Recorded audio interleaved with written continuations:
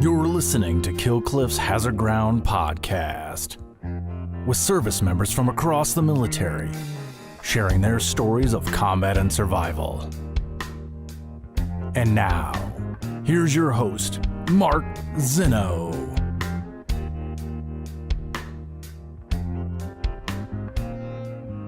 Welcome into the Hazard Ground podcast. As always, we appreciate you joining us each and every week. Before we get started with this week's episode, which is another tale of a Gold Star spouse who lost her husband after 21 years in the Navy as a Navy SEAL and in special operations. We'll get to that in just a moment. But as usual, our reminders for you guys, our homework, so to speak. Please continue to give us Apple reviews. Or however you get your Apple Podcasts, leave us a rating and a review. Give us 5 stars. Tell us why you like the show. This will continue to help grow the Hazard Ground community. Apple will push us towards the top of the top podcasts, and naturally, we'll just start to get more of a bigger audience. And that's honestly the most important thing as we continue to tell all of these stories like the ones you'll hear today. It's super important that we can continue to grow the Hazard Ground community. So please leave us a short review. Wherever you get your Apple Podcasts, you can do it right there on your smartphone, and we certainly appreciate it. As well, follow us on social media at Facebook, Twitter, and Instagram at Hazard Ground and Hazard Ground Podcast. Easy to find. Communicate with us that way. Give us guest suggestions. Tell us what you like about the show there as well. We love communicating with you guys. We love hearing from you guys. So please don't hesitate to reach out to us and follow us on social media. Don't forget to follow us on our YouTube channel as well. Subscribe there or download the Kill Cliff TV app. And if you're watching this on YouTube or on the Kill Cliff TV app, obviously you can see the video portions of these podcasts there as well.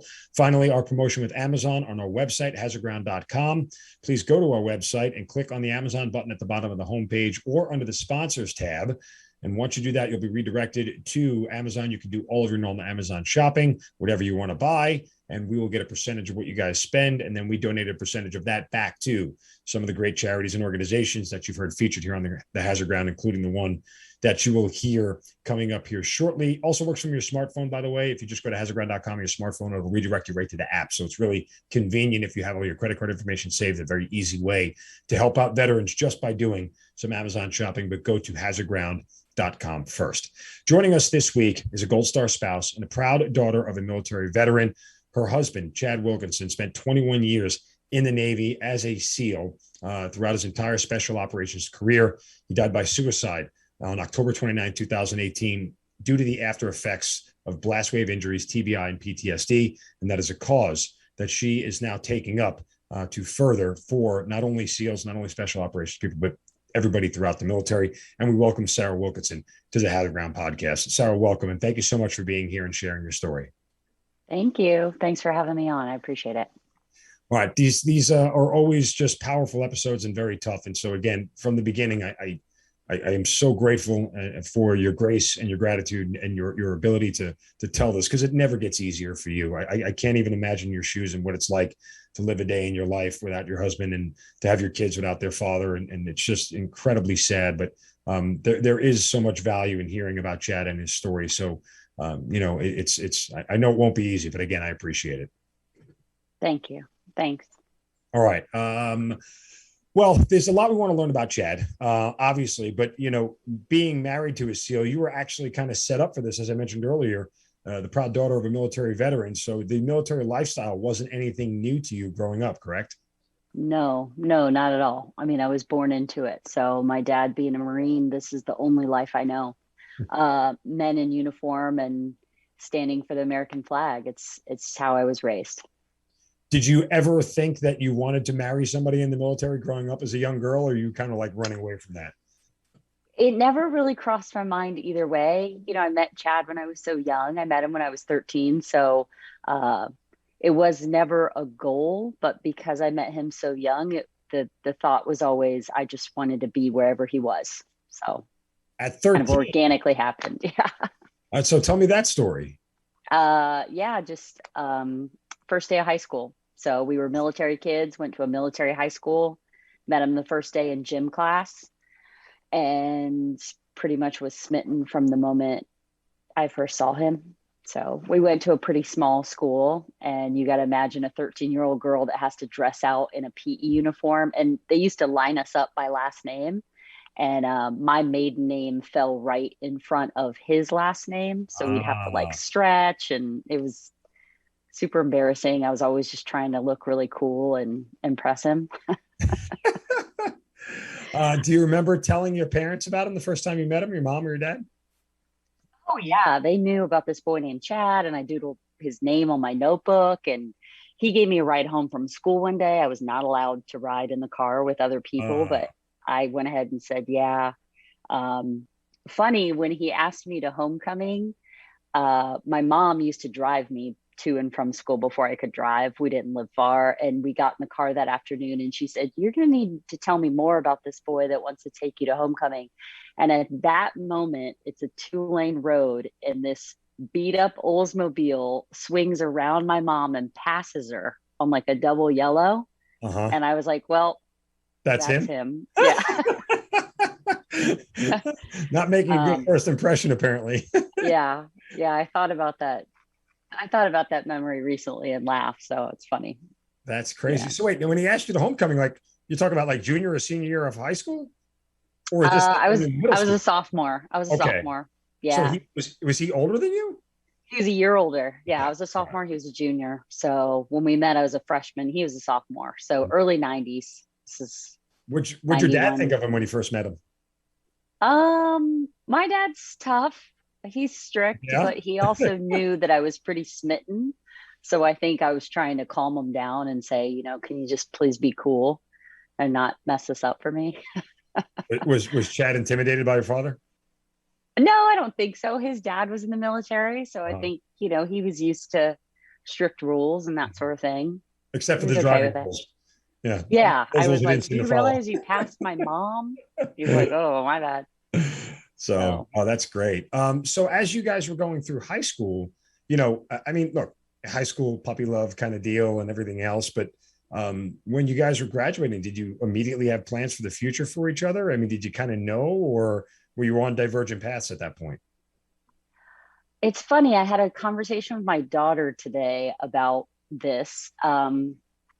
No, we really didn't have this long-term plan. It was just I just wanted to be wherever he was. One thing I always said to him is, "Wherever you go, I go." I since have had that tattooed on me here.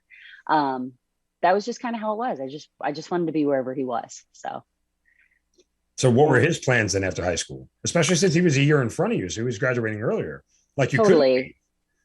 Yeah, his plan was to always be a SEAL. So his dad and his Really? uncle were both SEALs. He wanted to be a SEAL from the time he was a young kid. He's the oldest of four. He has two brothers and a sister. Um, and he just always wanted to be a SEAL. So his plan was to go to college and then go to Buds. But at the time, it wasn't going to work for him to come in as an officer. So he only went to 1 year of college, left early once he learned that, and went straight to Buds. So did you, And when he told you he wanted to be a SEAL, like what was your reaction as a high school kid?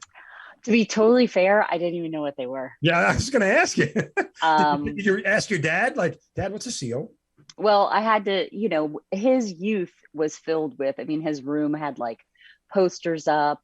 He has every like classic movie on VHS. You have to realize it was 90s. Yeah, Um, I lived it so too, Sarah. Don't worry about it. I was yeah, yeah, there. yeah.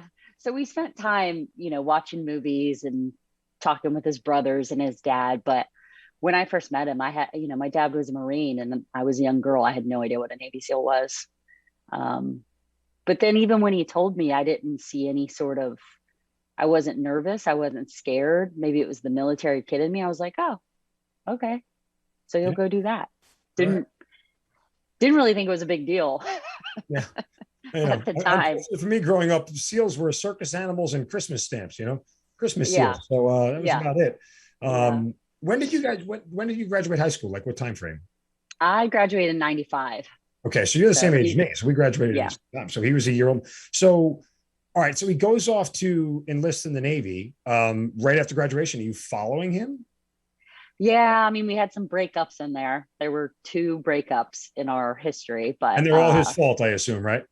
of course they are.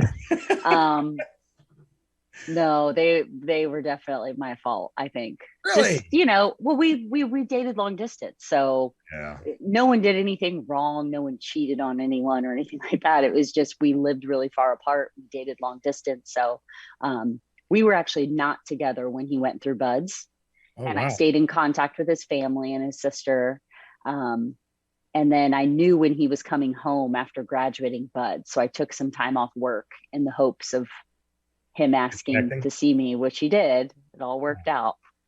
Um, and then we also, most of our relationship before we were married was long distance because afterwards he ended up going to SEAL Team 8, which is based on the East Coast. So, Mm-hmm. for anyone listening, the even number teams are on the East Coast and the odd numbers are on the West Coast. And I was going to the University of Florida.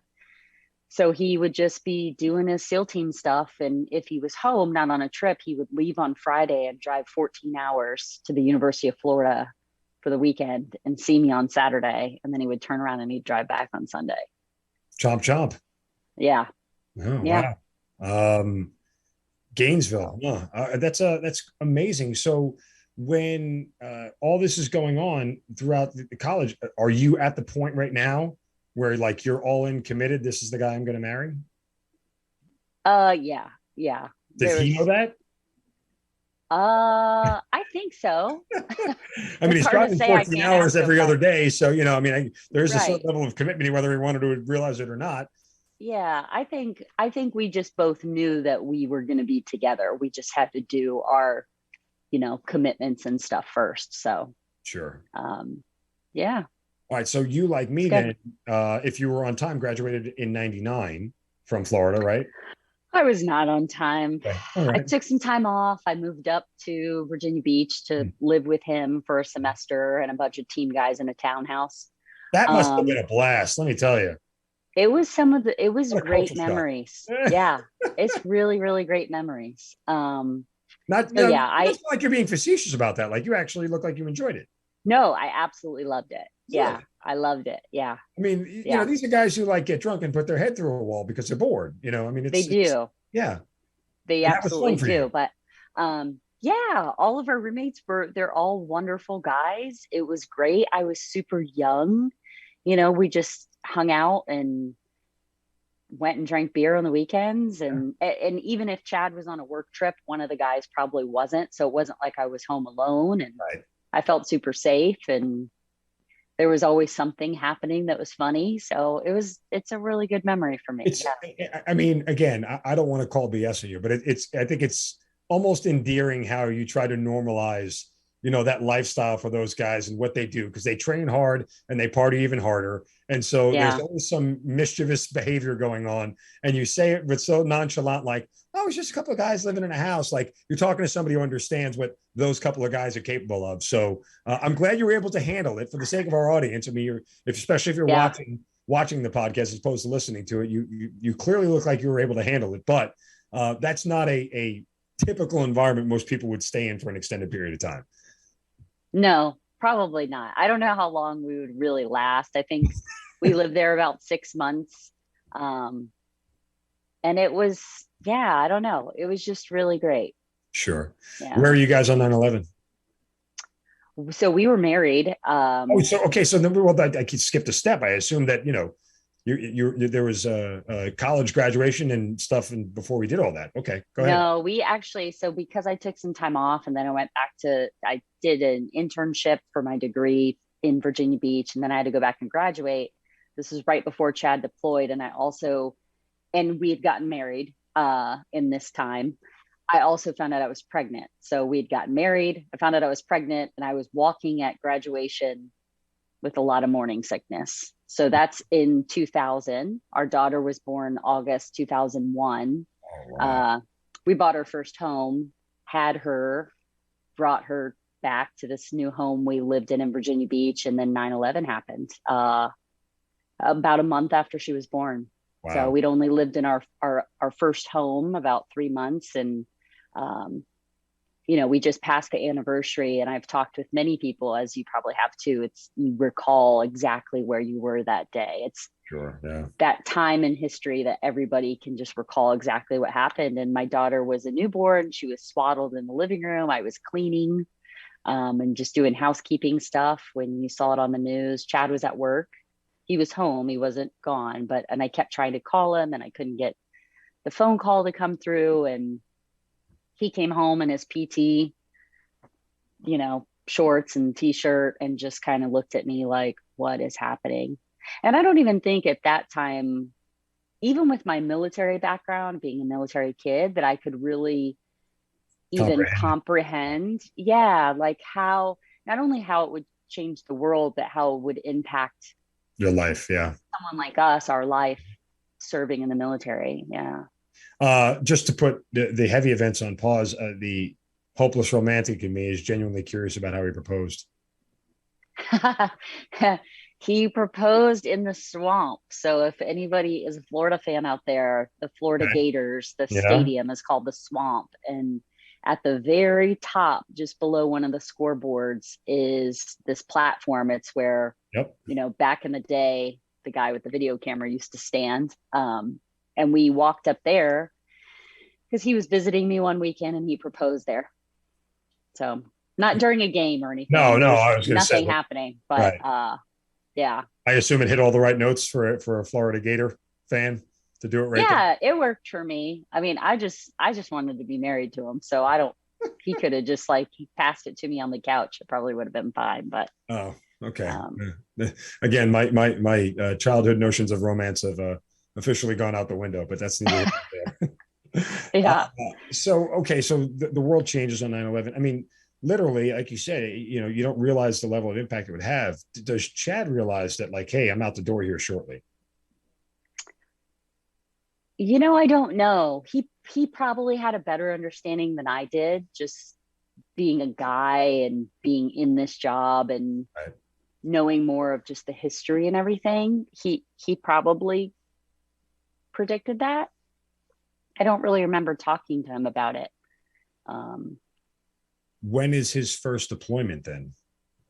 He'd already done first deployment. Well, okay, let me rephrase. When is his first deployment in the war on terror? I mean, obviously, the Special Operations Committee deploys all over the world nonstop, but there wasn't a sense of impending doom about those deployments, right?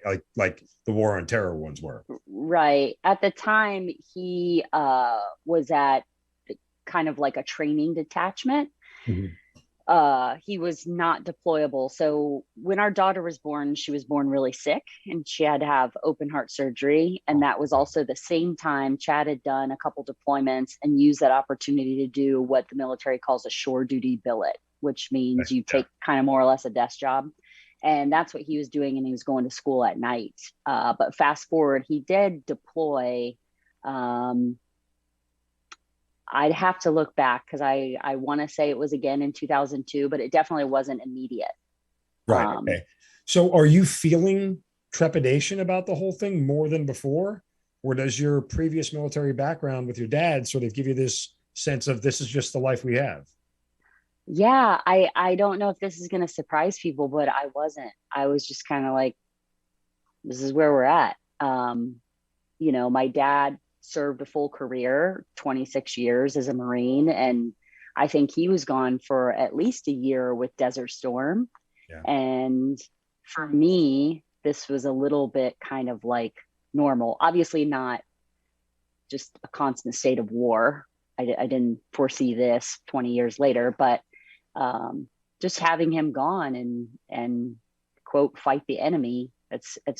It's what he signed up to do. So I had kind of come to terms that this is exactly what he wants to do. So he's going to go do it. At this point, how much do you understand about, the Navy SEAL job and the level of danger that they're in and what they are asked to do? I mean, again, in the context, you just had a daughter, the world just changed. You bought your first home. You're sort of beginning the first part of your adult life and all the things that you have trained for 20 plus years for to have on your own. And so, do you understand what Chad is getting into on a routine basis when he's downrange?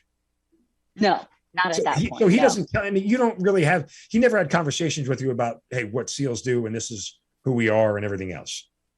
No, Never we curious. really didn't. I know that's going to like, people are going to be like, what the heck? No, But that's just not how we did things. Chad was super, super private. He's just a private person in general. Obviously, he was the most open with me.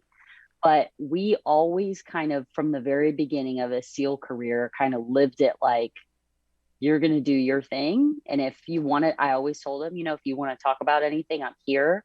But that whole term, quiet professional, that you hear people talk about, he was very steadfast to that, which could have been completely his downfall, to be totally honest.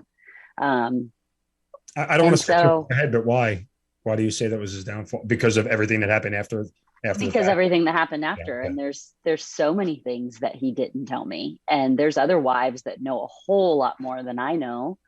And is that because they asked more questions? Is that because their significant other was just more open and forthcoming? Is that, these are the questions you're left with when someone dies by suicide. The questions are never ending. But yeah, he just didn't get into a lot of detail with me.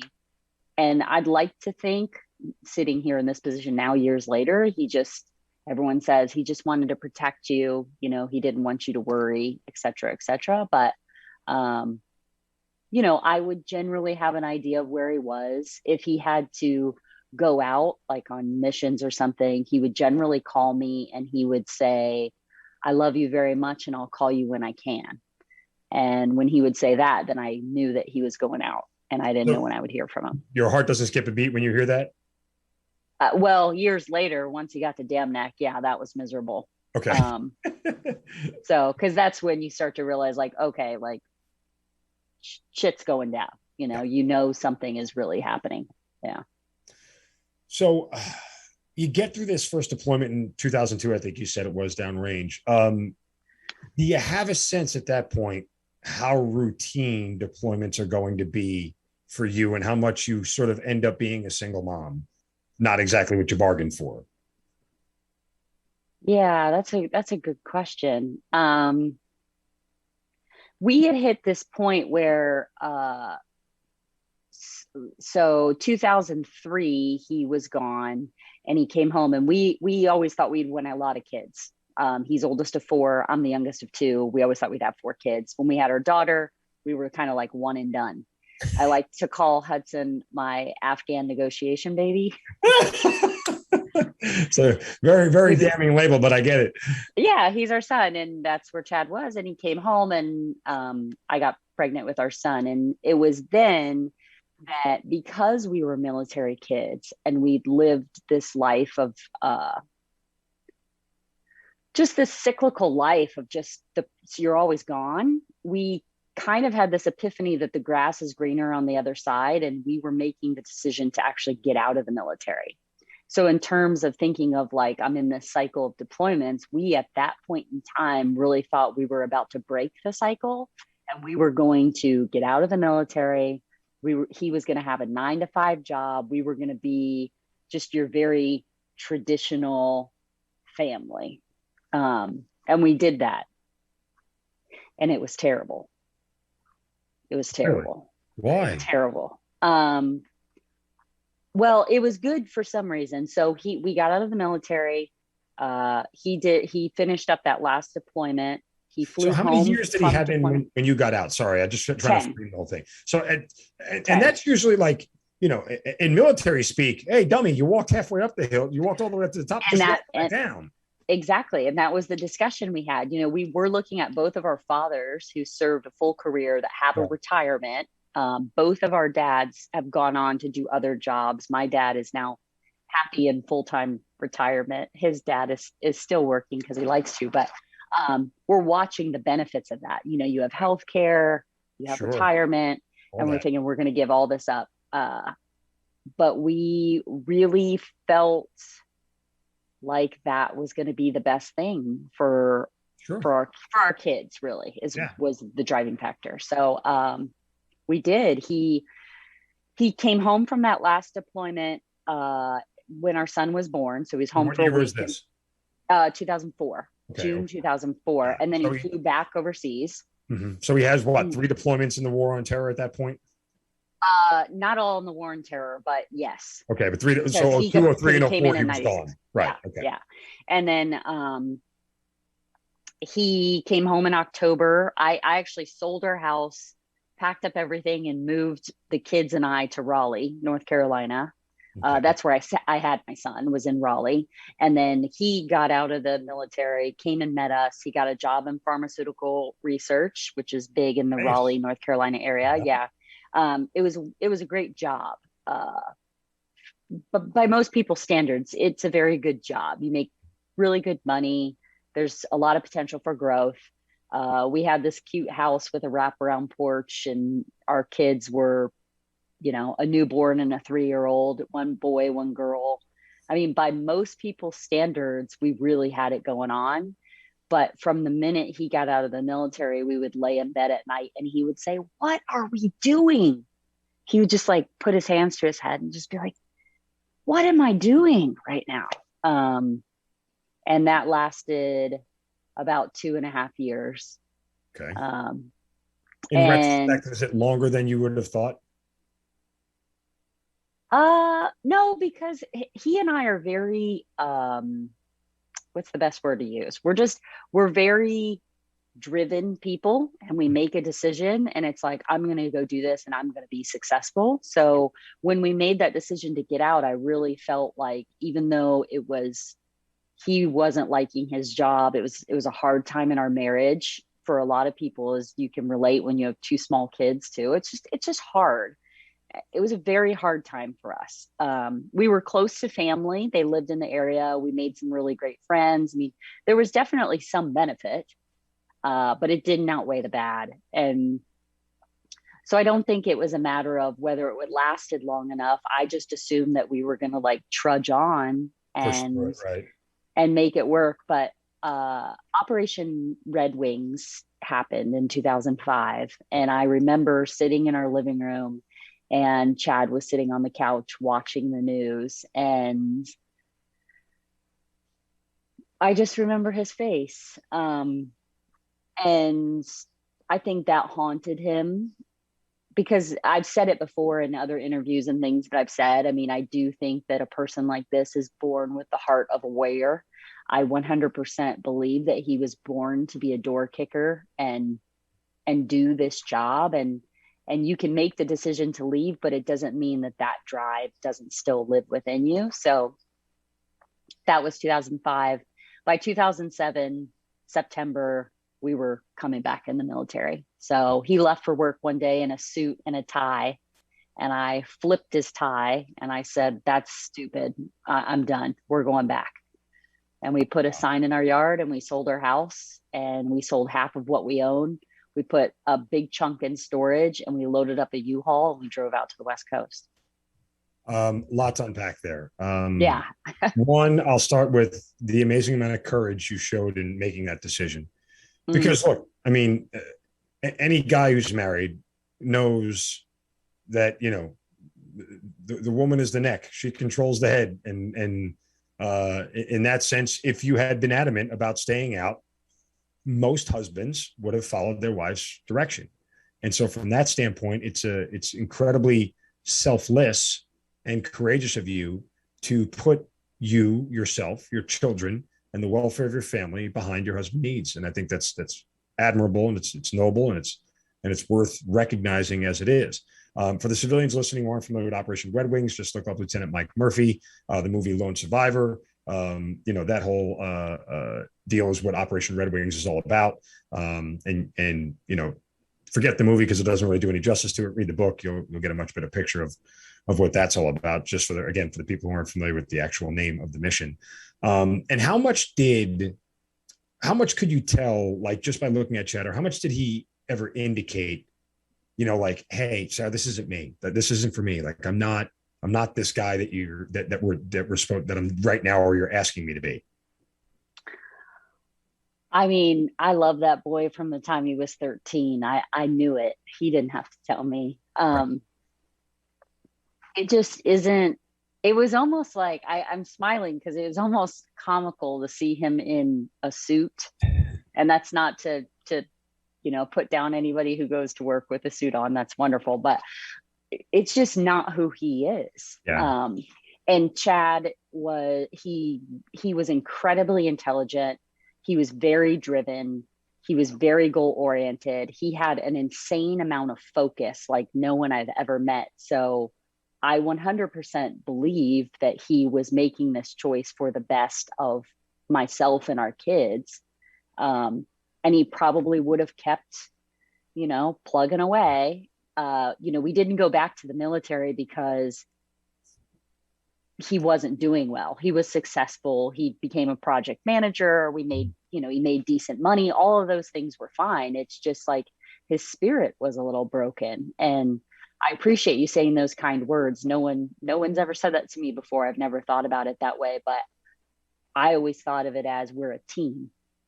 That's the way I've always viewed us. We are a team. We operate as a 100%. But I don't think that should be understated, that there are certain things that just, even in any teammate, in any marriage, as much as we want it to be 50-50, it isn't usually that way. There's a give and take. And there was a lot of give in you in that moment where you could have taken. And I think it's just, it's a very simple acknowledgement that, from objectively from the outside, when I see it, because I know me, if I was Chad and my wife was you and she said, we're not going, and I give my balls back to her. She puts them in her purse and we don't go anywhere. That's what it boils down to. Like, and there's nothing wrong with that. Like, hey, honor your wife, whatever, Bible stuff.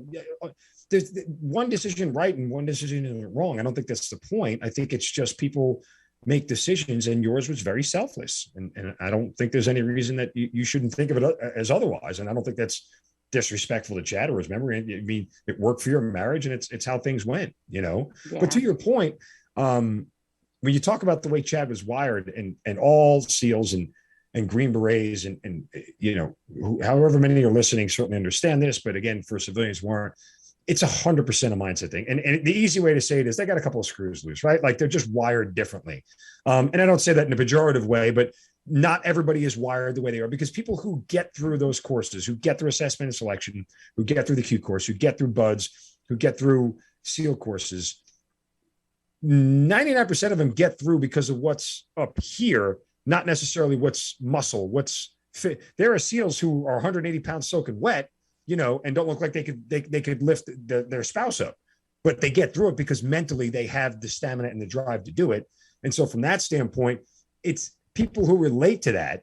And I was fortunate enough to deploy in the special operations community. I'm not tabbed or anything like that, but I look at those guys and I know they're different from me. Like I'm not them. As much as I can fancy myself, wearing that uniform and acting all tough and cool and, buff and big and everything, it's not me.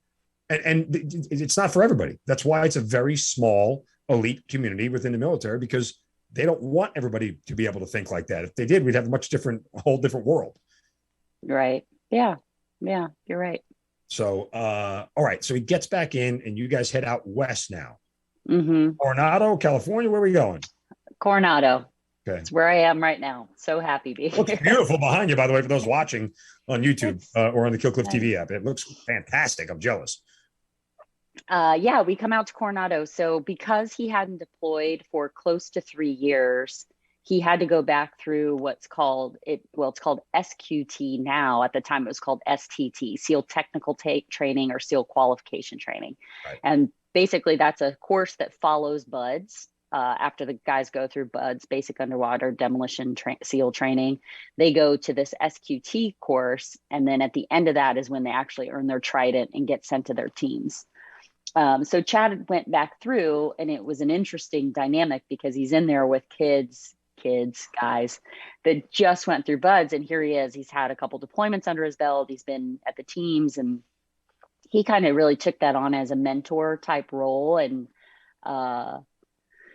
just talking with the guys and sharing experience. And the plan was to do this course and then go to a West Coast team, because we wanted to just keep our family together. So he said, okay, if I'm going to go to the West Coast, then I'm going to go to a West Coast team. So that was the plan.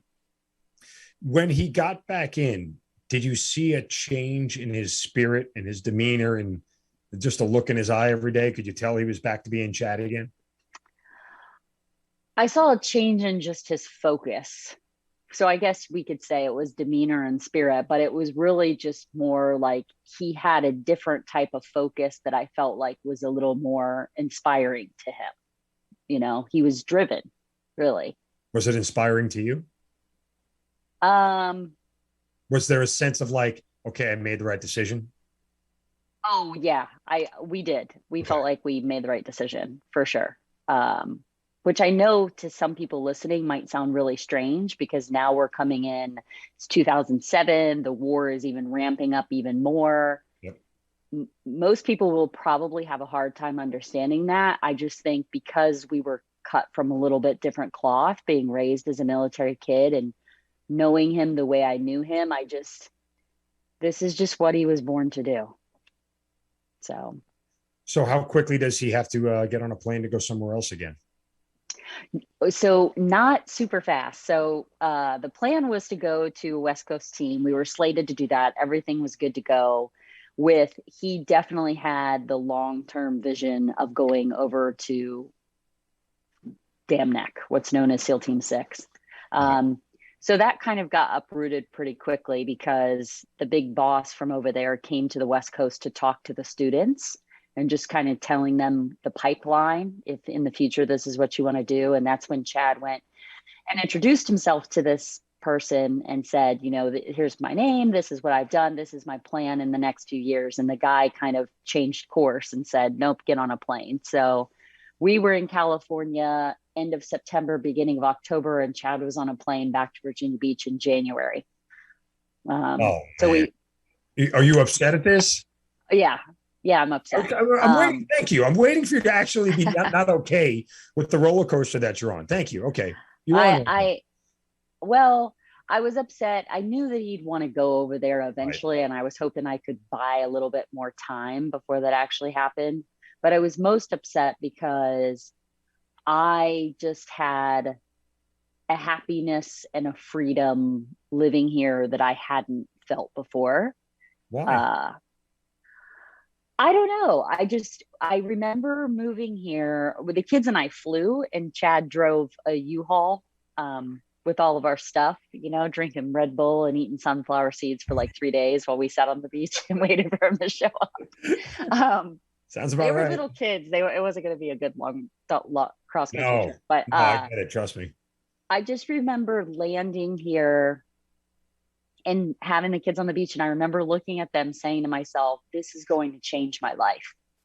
This right here is going to change my life. And it did in so many ways, good and bad. And, this is where I found my profession that I've done for the last 10 to 13 years. It was the West Coast. Even as a military kid, my dad was a Marine. I almost spent all my time on the East Coast. So we were actually never stationed out West. So it was a new opportunity for me. And I think it was just, I like to consider myself a pretty resilient person. Sure. And I have no problem being somewhere where I know no one because I'm a military kid and I've moved my whole life. So I wasn't intimidated by moving here and not knowing a soul. And I don't know. I just knew Chad being back in the teams and me being out here, it was going to change our life. And it did. So when you guys have to go back, I'm just kind of curious. The kids now are what, 6 and 4, 6 and 3? Yeah, 6 and 3.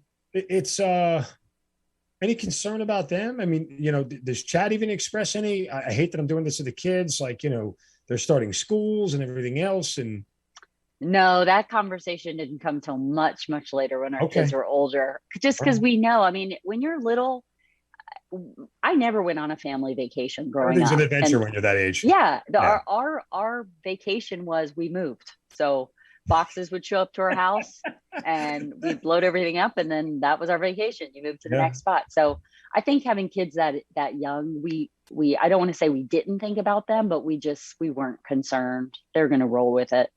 So just for clarification, he goes back east. Are you staying in California or are you?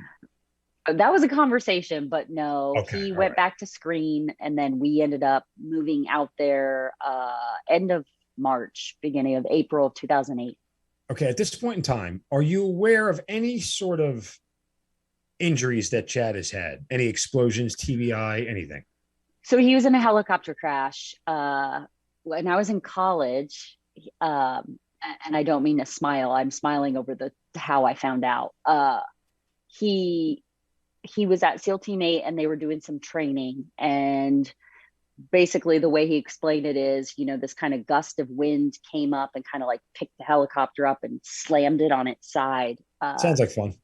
And someone did pass away in Oh, that, a support person. I think he was looking out the window or something and he was trapped underneath. And Chad was actually digging to try to get him out, but fuel spilled out and a fire started, and he was basically called away by his leadership, like get away from it. I think he went on to maybe, and I know people are like, you don't know, but I think he might have got the Navy Marine Corps medal for that or something. But this might have been 1998, and I was in college, and this was back before cell phones, or I didn't have a cell phone, and we had a telephone. My roommate woke me up late at night, midnight, and she said, Chad's on the phone. And she passed me the phone, and I said, what's wrong? And he said, I was in a helicopter crash, but I'm okay. Like, that's what you wake up to. And I was like, wait, what? Thinking he was kind of messing with me. But to date, moving forward, as you asked, that was kind of the only real big crash that I knew about at that time. Yeah. In retrospect, did you find out about anything else after the fact leading up to this time? No. Okay. All right. I'm trying to just establish for ultimately with Chad to come to, the level of when it started, if you had any idea of when it started. Yeah. No. And, we can talk more about that. He played soccer growing up. Mm-hmm. So he had a few concussions playing soccer. He doesn't look like a soccer player. No, he's too pretty to be a soccer player. That's exactly why he's a soccer player. I'm from the Northeast. I would have leaned towards like lacrosse.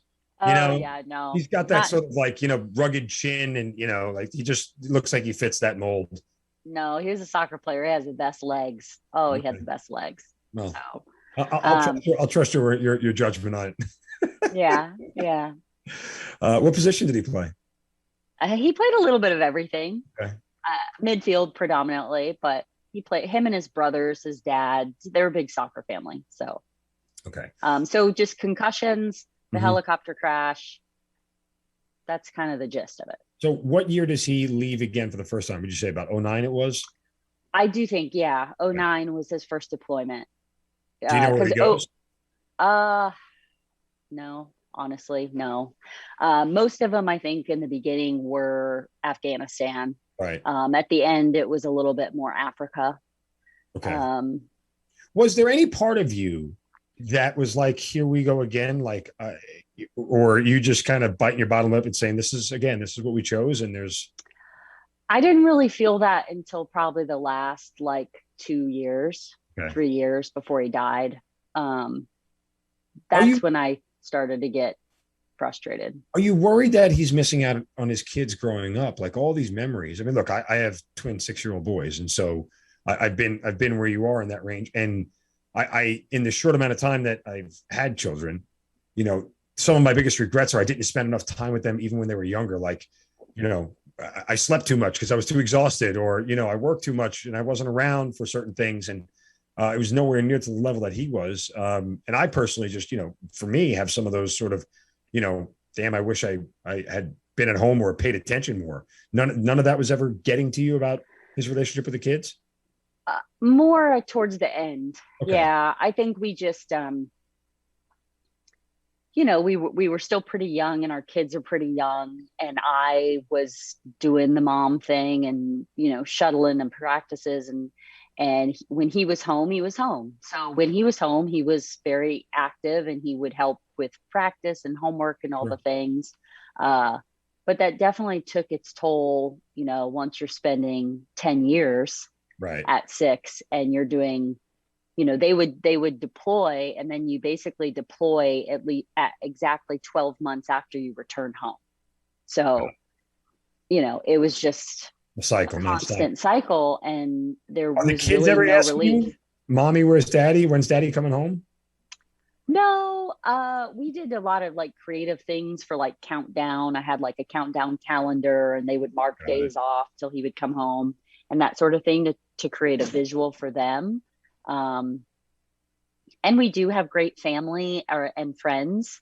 Our family does not live near us, so we didn't have that necessarily like support with childcare all the time or them coming over for dinners. But the community we're in, at least in the early days, was a very close-knit community. And the kids were doing okay. It got bad once we got farther in it, because our kids also got older. Mm-hmm. And you'll learn when your 6-year-olds get older that it's way harder. Can't wait. And it definitely got to be a point where I remember saying to him, I said to him 2 weeks before he died, even, I feel like I'm just sitting here waiting to live my life. And that's when you give up a lot as a spouse and you prioritize that person over yourself, that, everybody has their threshold. For me, it all adds up, right? Yeah. Right. That's totally relatable, to say the least. So he goes back and deploys again in 2009. I assume again in 2010, 2011, this is kind of going like clockwork. Yeah. It's pretty much like back to back.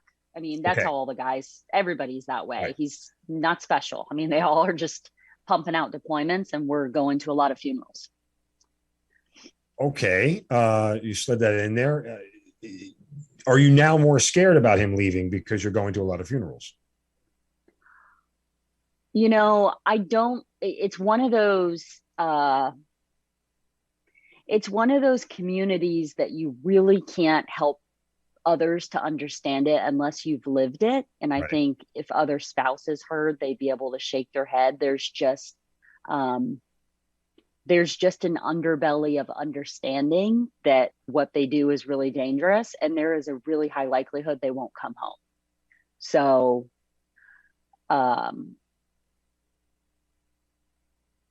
it was just known. I don't know. As much as it requires a special breed of person to become a SEAL, I think it also requires a special breed of person to be married to them. Be a SEAL spouse, yeah. It really does. And I'm not trying to undermine any other branch and roles, but it's really hard to put into words what it requires. And it's definitely not for everybody. And you have to be really damn tough, and you have to be very resilient. And, we just knew that there was a chance they might not come home. And so you really do prepare yourself for that. Yeah. Like everybody who serves in the military, right? There's a cost, and no matter the branch, you realize I'm going to fight to serve my country, especially post 9/11. I'm going to fight to serve my country.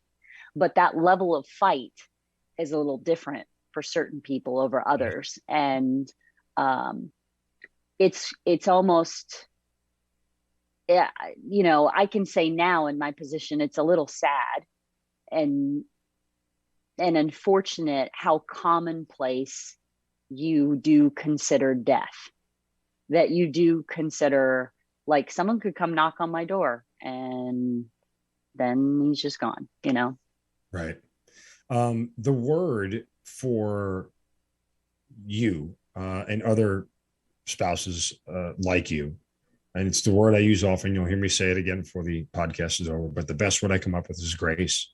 There's a certain grace in your patience, in your understanding, in your devotion, not only to the individual you're married to, but the cause that they take up, and you take it up as your own. And for that grace, the extension of it is almost unfathomable to most people.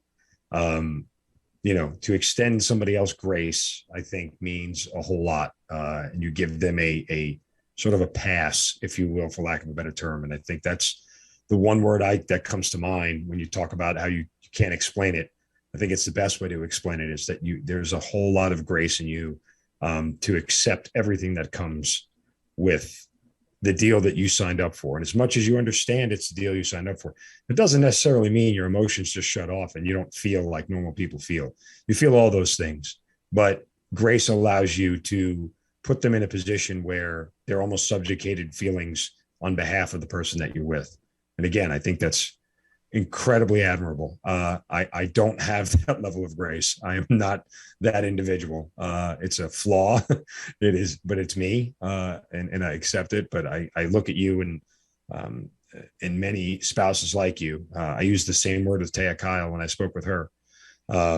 It's just an incredible way, an incredible thing that is inside of people like you that not everybody has. And it's, again, it's admirable, noble, and worthy. So I just want to extend that sort of sentiment to you, and let you know that it's out there, even if you don't recognize it. Well, thank you. I mean, that's very kind. I appreciate that. I think, that grace is just pushed forward through love. And that's a huge driving force for so many of us, just the level at which you love this person and you want to show them support. And within our community, there's just this humble, I kind of call it the humble nod. I live in Virginia Beach, truthfully, full time. And so you go around town and you see fellow spouses and you kind of know their husbands are deployed. And there's just kind of this humble nod that happens, that you understand what they're feeling, or seeing fellow widows who have become some of my closest friends. There's just kind of this humble nod I always give them because it's just so close to your heart. Yeah. Yeah, I certainly understand. And the only reason I referenced, to return to the subject about his deployments in 2011, because obviously when bin Laden was killed, SEAL Team 6 is everybody's favorite moniker now. And with Yeah. that, I'm just curious if it's sort of, it finally hit you like, oh, that's what he does. No, I knew by then. Okay. All right. I figured it out by then. Yeah. Okay. No, but it's just it's a little weird. Obviously, throughout the years, the SEAL community, it's just become this buzzword. Navy SEAL has kind of become a buzzword. I don't know if that's inappropriate to say, but something that you live that is a part of your life. That's like, this is just what we do. And I've talked about this with other people. It's almost detrimental, to be totally honest. It's almost detrimental, the rate at which the media and society has blown them up. Because if you are constantly told, how brave and heroic and fearless and just badass and fill in whatever word, right? If you're constantly told that, eventually, if you don't believe it yet, you have to believe it. Like, yeah, I am those things. I am those things. But the flip side of the coin is this is my husband. This is many women's husband and kids' dads, and they're wearing the baby Bjorn at the barbecue, like flipping hamburgers, like no joke. Like they've got the kid on their shoulder at the soccer game. I guess what I'm trying to say is they're just normal dudes that do extraordinary things. Right. So ordinary men doing extraordinary things. I ask every Green Beret or SEAL who comes on, I usually ask most of them this question, are you bothered by the fact that it is such a, what used to be semi-clandestine as far as their job was concerned, now in 2010 and beyond, their movies, their books, they are common threads, all these guys now are out on TV as analysts and military consultants and everything else. I mean, it's changed the idea of what Green Berets, Navy SEALs, and, Rangers and all those guys do, because they're just, as you said, buzzwords on TV that sound really cool. Yeah. Yeah. It's annoying. They're sort of bothered, but like they understand it now just because it is what it is. But, I'm one of those people who kind of feels like, hey, you know what? Like, I'm okay with, that's a need to know thing. And America don't need to know that we got those dudes. We're okay. Right. So, right. Go ahead. No, that's how Chad was. He was just quiet, and he intently watched the news and paid attention to everything that was going on in the world. But you just get, I hate to use the word like indoctrined indoctrinated, but to not talk about what it is you do, which has been a really weird transition for me now in this role, because I come on and I share about Chad and, you know, don't share many details specific to his work. But even that was very hard for me. Just like, okay, I guess I'm going to talk about it. So, I mean, I can't tell you how many sitcoms I've been watching. You know, you're multitasking, a TV show's on and someone's like makes a comment about being a Navy SEAL. And you're just like, I don't understand why this is such a thing, but anyway. Yeah. So after bin Laden is killed, are you like, okay, we can go home now? We're good? Are you coming back? No, because I just know there's more. Like, you know, tier 1 operators, there's always going to be a bad guy. Yeah. You know, I mean, there just is. And so America's like, yeah, this is great. And it's great. And that's wonderful. And what a proud moment for them to feel that. What a needed success that they needed and America needed. It was great. Right. It's wonderful. But in my mind, I'm like, oh, great. Well, who's the next guy? You know, there's a list. Yeah. Did you guys ever have a conversation about that whole thing, or no? You never bothered to ask? No, we did. Okay. We had a conversation about it. So if you don't want to share it, that's fine. If it's, you know, national security and everything else, by all means. Yeah. I don't really want to talk about it, but totally fair. But at least you got a conversation out of it, right? I mean, was that more? I did before? Yeah. I mean, like I said, he shared very minimal with me. And I do know some stuff, but I'll just hold on to it. No. And again, I think it's awesome that he had a conversation with you. You know, I mean, that's, it must've been, are you proud when you sort of hear about it after the fact? I mean, what's the emotion just in knowing the connection in any size, way, shape, or form? Yeah. I mean, there were phone calls. I mean, I was woken from a sleep. There was quite a buzz in our community for sure. And a high and just, did you get the pre-phone call? I love you very much, and I'll call you when I can. I can't say what I got. Oh, okay. Well, that was before. I was just asking about the normal before phone call. Okay. Yeah. Now I'm intrigued, but I'll leave my interest in my back pocket. But that I think it's awesome. I think that's great for you. At least. There's some,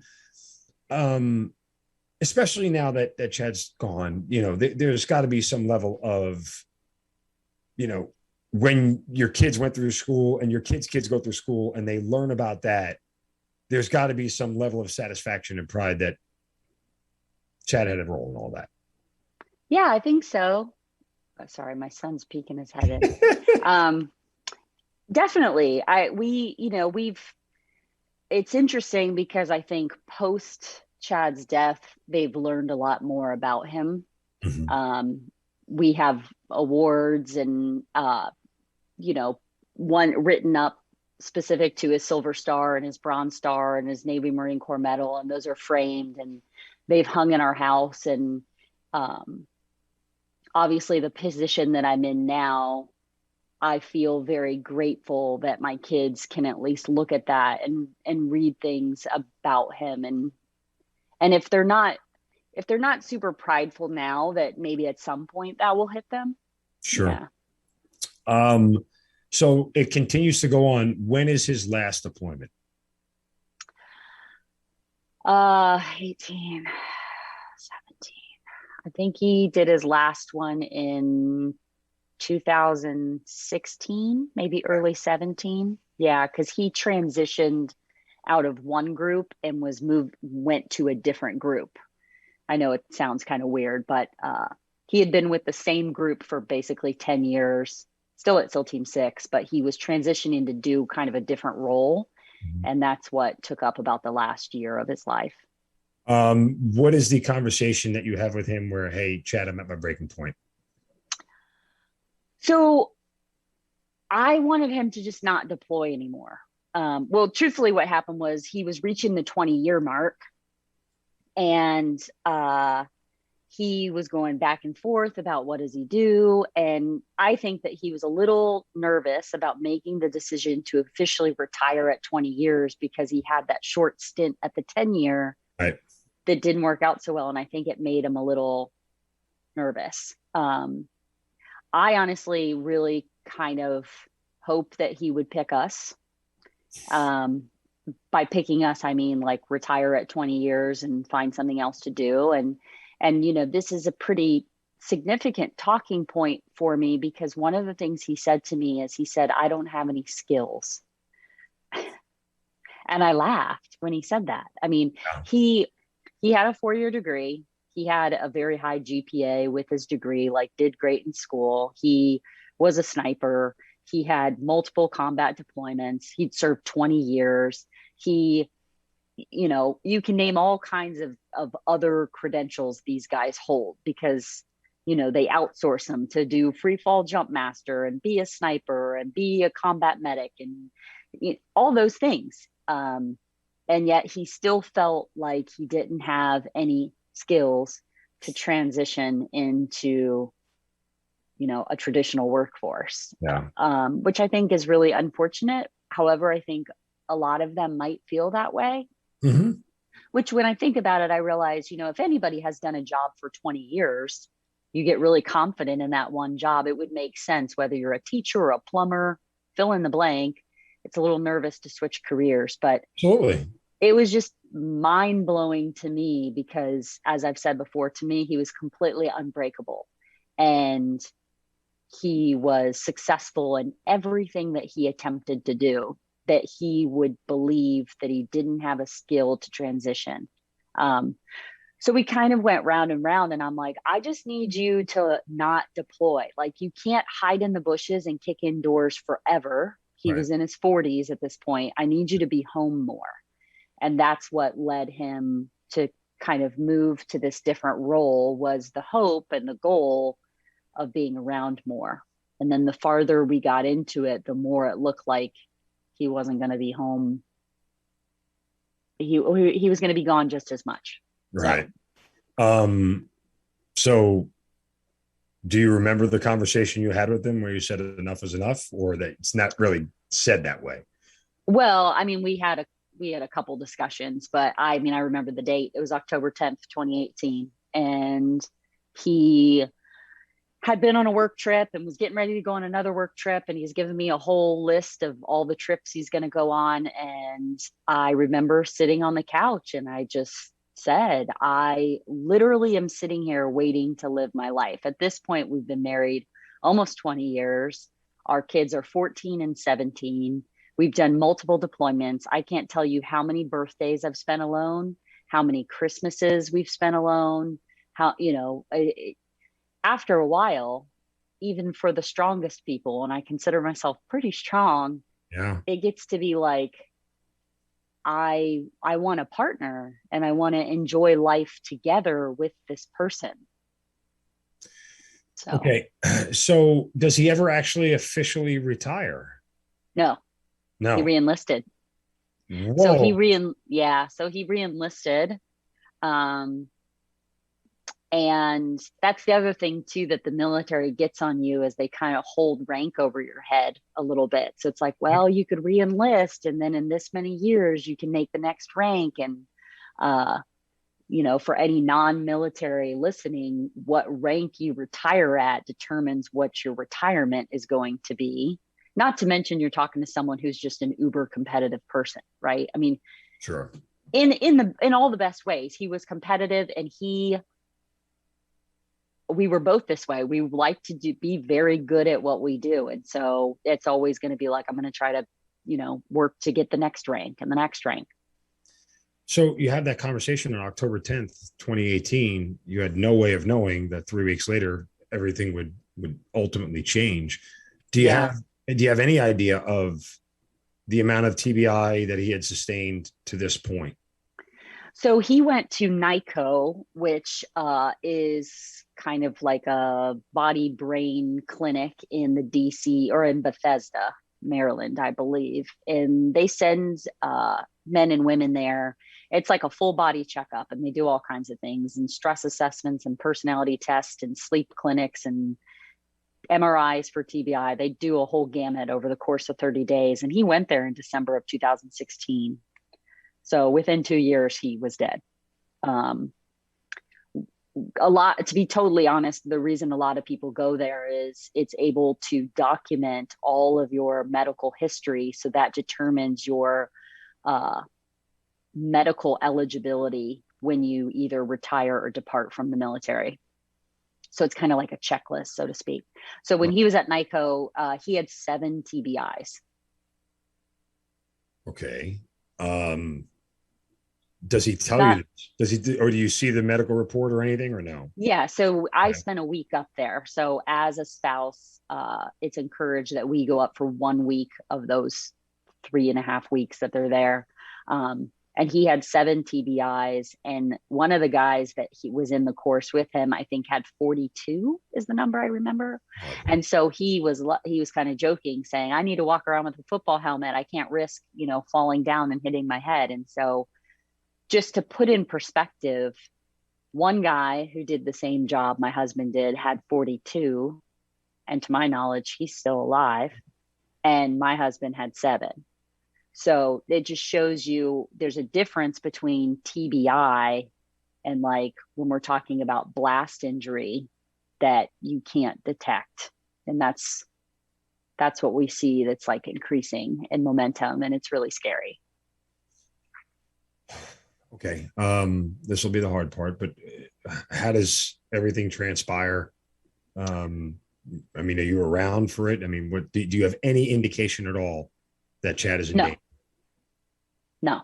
I mean, no, the night before, he definitely was not okay. And I was working out of town, and I drove home that night after work, and he just was not okay. My kids had expressed that he was not acting normal. And I tried to talk to him. I kept saying, you need to tell me what's on your mind. And he really couldn't even create words. I mean, he just kept putting his hands on the side of his head and pulling his hair. And I got him to lay down in bed next to me. I really just thought if I could keep him close to me, then I just really just thought he was super stressed and probably hadn't been getting really good sleep. He slept terribly. Many of them sleep very terribly. His was always very bad. So I just thought if I could just stay next to him and get him to sleep, then maybe that will help. And I remember trying to talk to him. And at one point it was literally gibberish. So it was like, and I kind of just chalked it up to, he's really, really tired. He needs to go to sleep. And I fell asleep holding his hand. And at one point I woke up in the middle of the night. He was standing up. He was in all of his clothes, and he was standing up looking outside the window. And I asked him what he was doing, and he said, I don't know. That's all he said, I don't know. And I said, well, come lay down with me. Lay back down with me. So I got him to lay back down with me.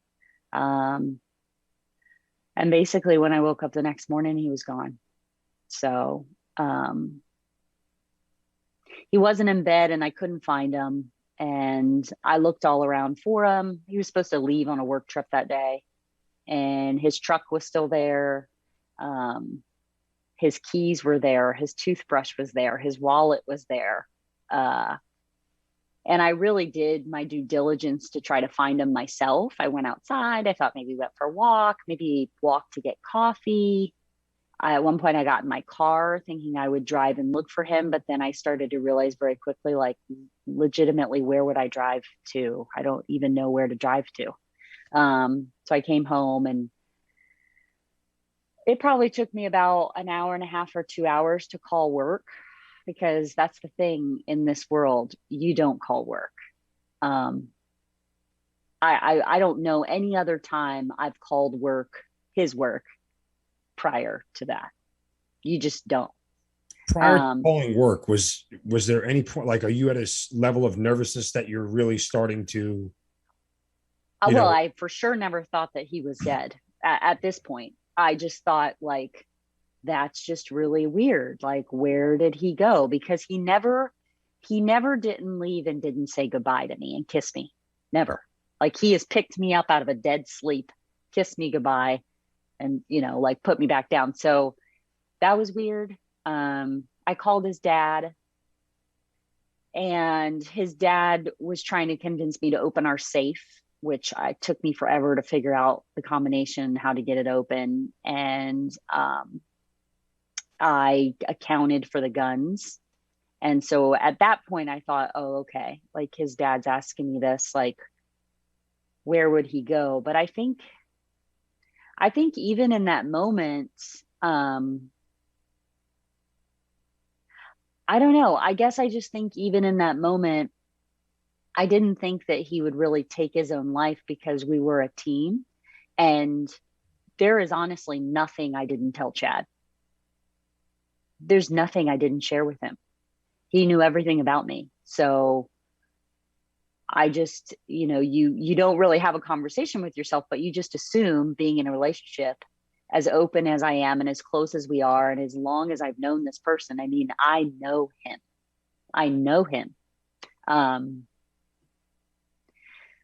So I called work, and that's kind of a terrible story, but they basically assured me that he was on his way to this trip that he was supposed to go to. Well, that doesn't, when they tell you that, obviously it doesn't make sense. His wallet's there, his keys are there. Like, it doesn't make sense, which I didn't realize that at first. So I talked to them once, and she said, oh, he's probably on his way. I was told that due to the privacy of his job, it would be likely that he wouldn't answer his cell phone. Those were the exact words. I remember this very distinctly. And I thought, that's never really been the case before, but okay, because like I said, he's kind of doing this new job and I'm not as familiar with it. So I'm, again, just trying to be respectful. But then I talked to them a second time and said, hey, his toothbrush is here, his medicine is here, like, his sunglasses. I've said that he had like super blue green eyes. He was very sensitive to the sun. The guy never went outside without sunglasses, ever. And that's when I was like, okay, something is weird. Something is really not right. But I was trying to be a good wife. I sent him texts. He didn't respond. This was a Monday morning. I went about my Monday, and that he was supposed to be back the next day. So we're now full 24 hours into him being gone. And this is where it's like pretty, losing someone to suicide is pretty traumatic. I think the details of my story, and I'm trying to not give everything because it's pretty triggering, but if I were to share every single part of this story, I think it would devastate people. But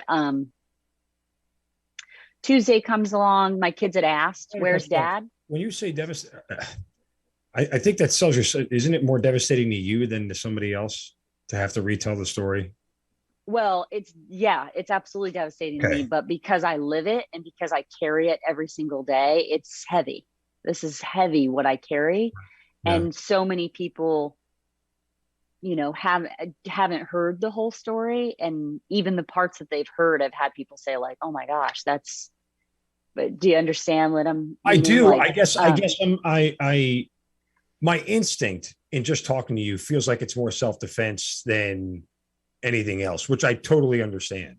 Yeah. It's more of a, like, my experience, just not only doing this show, but just my military experience, would lend me to probably have a better understanding than most of whatever the finer details of the whole thing are.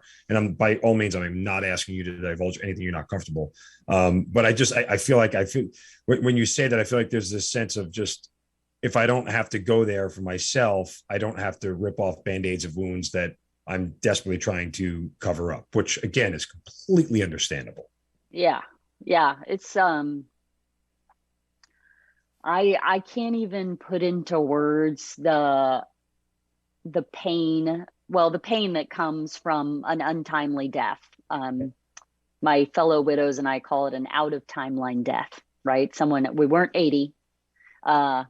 He was healthy in terms of not, general. Yeah, his life was cut short. So to have an out of timeline death is pretty traumatic. And then to have it be a suicide is pretty traumatic. And then to have people who should have done better not do their jobs, that's like just salt to the wound. Okay. So okay, it's a little bit like you have at least for me filled in the blanks that yeah. But I want you to tell the story the way you're comfortable telling it. And so Tuesday came along and he was supposed to be home. So I went for a run that day, and I was going to stop we lived on a lake, and I was going to sit on this bench at the lake for a while because it was a really pretty day for the end of October. For Virginia, it can kind of get cold and windy. Yeah. But it was actually a pretty nice day. But I decided not to. I went inside and I showered and I like curled my hair and did my makeup because I just thought, whatever's happening, I just want to this is where my mind was. I was like, I just want to look good and to when I see them, and my son, I had to take my son to a football game, and my daughter was upstairs in her room when I was our house was actually being renovated. So our kitchen was completely, was in the process of being torn up. And the contractor came out my front door and he just said, "Miss Sara, there's police at your back door." And I just instantly called my best friend, Courtney, and I just said, "You need to come to my house right now." And I hung up and I walked in the front door and out the back door, and the cops were there and they asked me if I knew where my husband was. And I said no. And I haven't been able to get a hold of him. And I think they asked me a couple other questions. I can't quite remember what they asked me. We were underneath my daughter's window. So I asked him if we could move farther to the street because I didn't want her. I wasn't thinking that she would then be able to see us. I was thinking more like she would hear them. Yeah, right. But yeah, the cop I'll never forget, he reached into his driver's door like he was going to get something out of the car, and he just stood back up and he looked at me really nonchalant and said, "I'm sorry, ma'am, but your husband's taken his life." And that's one of those things that I did 20 years in the military, as a spouse, and I did multiple combat deployments as a spouse. And in some weird way, because you prep yourself for the time that your husband might not come home, and I've watched it happen to fellow friends who get I wasn't there, but Yep. that a knock on the door is happening with a man in uniform with a friend of theirs or yours next to them, to be there and to have it, and to not have that and to be all alone. That's pretty traumatic. That's pretty devastating and completely terrible, and quite frankly, completely unacceptable. That's something that I will never forgive. Forgive whom? The military? The military. Yeah. There should have been a better deference. I deserve that. I was owed that. Chad deserved that. Chad did not deserve to be out there as long as he was out there. So there's a lot of hurt. And, I've said it before, but I think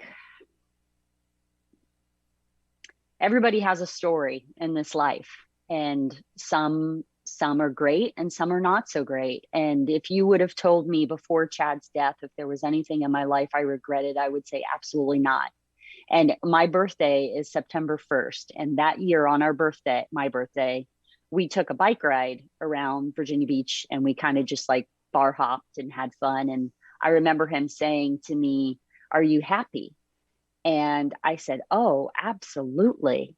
And I looked right at him and I said, "I feel so lucky. I have you, and I love you, and I have our children, and we have a nice home, and I have a job that I love. I feel very, very lucky." And he looked at me and he said, You think so? And that haunts me. And every year on my birthday, that haunts me, because when he said that, I didn't really think much of it. But after he died, I realized what's interesting about that conversation is that would be a time that he would echo those same sentiments, a spouse to a spouse. It would be a time when that person would then say, oh, well, I really like this, or I'm really thankful for this. And he didn't say that. And so, you lose someone to suicide, you constantly question everything about your life. Yeah. I mean, I question everything about my life. And I will never be able to get away from that. And people say, oh, well, his brain was sick and he just wasn't thinking right. And I told a friend recently, I listened to a book and the author said, your unconscious does not care about facts. And when they said that, I went, oh, because I can sit here and say, I donated his brain and he had interface astroglial scarring and he had blast wave injuries from years of combat. But at the end of the day, he left you. At the end of the day, he didn't choose you. You weren't good enough. And that's what someone like me feels. So I could sit here and I could cry very easily, but I try really hard to just take the love that I have for him and the pain that I feel and just try to protect other people. It's interesting that you boil it down to a choice. Do you suppose that it was that binary for Chad, as far as what he left behind and everything that was there and what he was dealing with? I mean, because you say he didn't choose you, which I can empathize with. I can't sympathize because I'm not in your shoes, but I understand where your thought process is on that. But I would challenge you and ask you to flip it around. Was it that simple of a choice, do you think, for him? And obviously you don't know the answer, but I just speculate. No, I mean, like logically, I can sit here and tell myself clearly his demons were pretty big, right? And the blast injury was affecting just his perception, obviously. Logically, I can say all those things, but the emotional side, your unconscious that doesn't care about facts, it's just always right here in your ear. Okay. And so, I don't want to like, how do I say this? The relationships within special operations are hard. I've watched a plethora of them divorce. Struggle. Right. Yeah. It is hard. It's a hard life. And I sit here and I think, you know what? I was a damn good wife. Yes. I was a good wife. I was a loyal wife. Mm-hmm. I was a supportive wife. So unfortunately, your unconscious can't help but feel like, so why wasn't it enough? Even though logically, right, just to your point, I get that he had this invisible wound that was bigger than him. It just, I don't think I'll ever be able to reconcile that. It just is. Yeah, no, I however you compartmentalize it, however you can live with it every day, is entirely up to you. I don't think anybody has a right to judge that or tell you to look at it a different way, because you live it every day and nobody else does. And bless your heart. I mean, it's, your kids and everything else. It was, it can't even comprehend what life is like on a routine basis.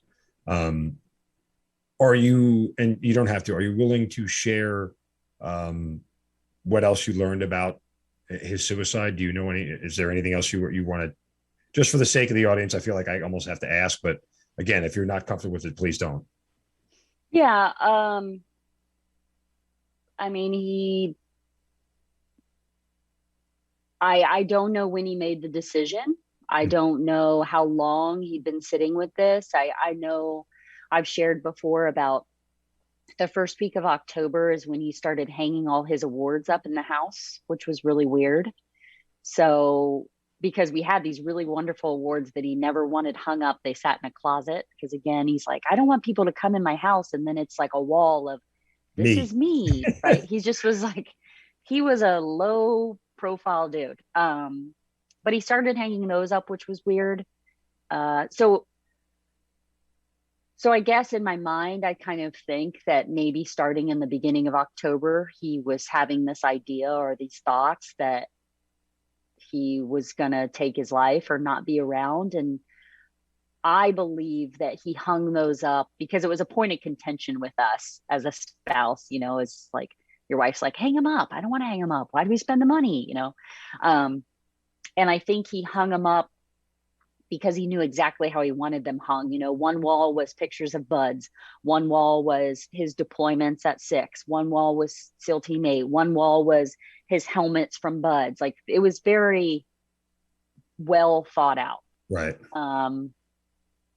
And he wrote myself a letter. He wrote our kids a letter, and he wrote his parents a letter. Where'd you find them? My girlfriend found them, actually. So after I was told that he took his life, I somehow got in my house. I think I was pretty much carried in my house, but I spent days in his closet.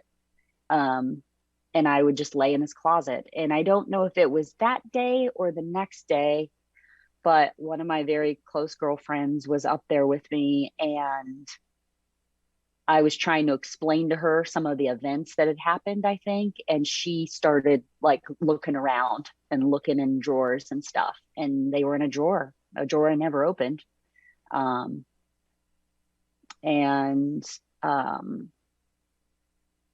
Yeah. And it was definitely like a goodbye letter. I was going to say, well, I'm not going to ask you about the contents, but what sort of light did it shed on it for you? Did it give you any sort of, there's not solace in any of this by any means, but is there any sort of answers that you got that you at least can, sink some teeth into that makes sense? I mean, I think the overall theme was that he was a shitty husband and a shitty dad. At least that's how we felt, that he was a bad dad and he was a bad husband, and we would be better off without him. And I think, to his parents, after just saying like, this is not your fault, nothing, this is just, I'm not good. So, yeah, I think it's that overall feeling of burden, that we would be better off without him kind of a thing. That whole I'm not good, did that ring back to I don't have any skill? Like, was there a connection immediately to that? And the only reason I ask is because there's that sense of sort of loss. Like, I don't have anything else in front of me, Yeah. like I don't, that's at least what I put together when you tell it. I think, I guess I've never really thought about it that way, but trying to think of how the best really sum him up. He just was really good at everything that he did. And if there was an opportunity where he wasn't going to do well, it would almost like devastate him. Mm-hmm. And I think he questioned whether this new role he was going into was the right fit for him. We had a conversation about it, and he felt like this wasn't the path he should be going down. And I remember saying to him, well, I think that you should, talk to your leadership and share that with them, because you're someone who every time he set a goal for himself, he went and did it. And I said, this might be the first time that you've set a goal for yourself and you've just changed your mind. And that's okay. You can change your mind. But to Chad, you realize that would be quitting. And quitting to these guys is the gravest sin there is. Yeah.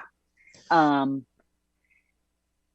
I don't know if that magnified some of what he was going through. The fact that he didn't maybe want to go down the path he was going down, and the idea of like he would have to step away and or quit, and what that would be perceived as, or what that would be looked like from his peers. And I think there's something to that. So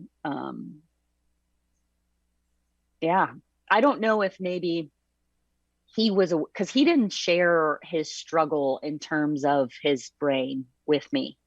Did he share and with I, anybody? not that I know of. No, this, for everybody that I've talked to, they all expressed that this was so out of the blue for Chad Wilkinson.